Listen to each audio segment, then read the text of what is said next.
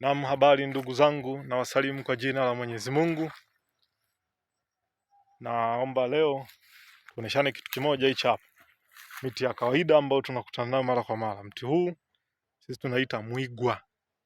Ni mti mmoja una miba. Na miba yake ilivyokaa inakuwa pande nne. Kuna sehemu mbili utaona kama imesimama imechongoka hivi. Huku na huku, na mingine imechongoka huku juu na kwa chini. Na imegeuka geuka, ina pande nne. Ukiangalia hivi, hii sisi tunaita migwa kama unavyoiona. Hapa hii miti hii mingi sana.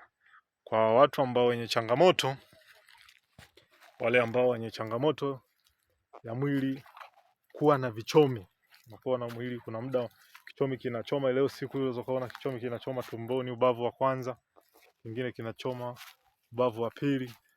Unatumia huu mizizi hii hapa. Hii mizizi hii utaichukua, utachimba mizizi hii kiasi, kisha utaiunguza iwe unga.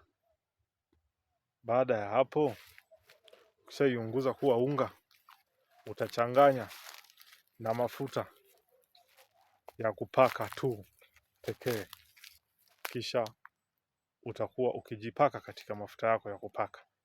Hakika kichomi kile cha kutembea kwa uwezo wa Mwenyezi Mungu kitafutika kabisa. Utafanya zoezi hilo la kujipaka mafuta hayo kwa muda wa siku 7 tu. Huu ndio unaitwa mwigwa.